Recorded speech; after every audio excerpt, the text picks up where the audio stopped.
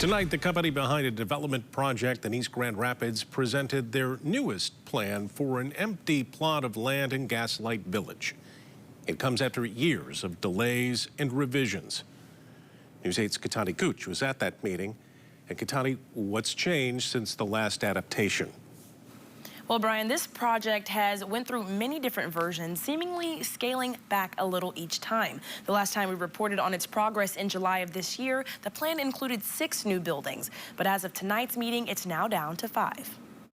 Tuesday night's East Grand Rapids Commissioner meeting was standing room only as residents listened to the newest concept plan for 2255 Wealthy Street and 515 Lakeside Drive. In July, Gaslight Investors LLC, the company behind the project, presented this plan to residents and commissioners. We've done a number of iterations, and I appreciate your patience for that, but I think it's all been good because each iteration, I think, has been trying to be responsive to what we're hearing. But after hearing from the community that the design was too big for the area, developers went back to the drawing board. I think we all want East Grand Rapids to thrive.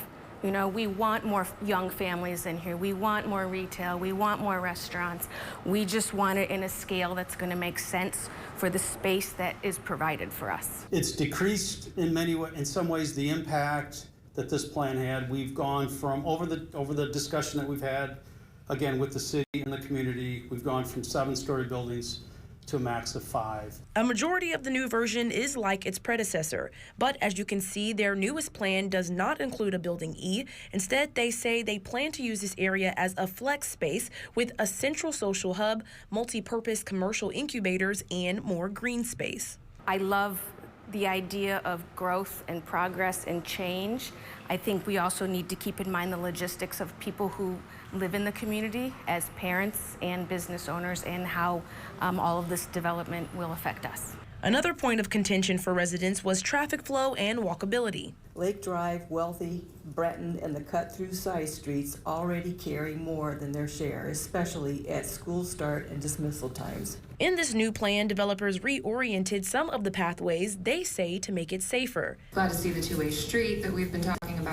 Glad to see fewer conflicts on the pedestrian path. That was very important. However, there is still concern. Multiple residents asking for more research to be done before further action is taken. I do think we need a better traffic study done before you go ahead with any kind of concept plan.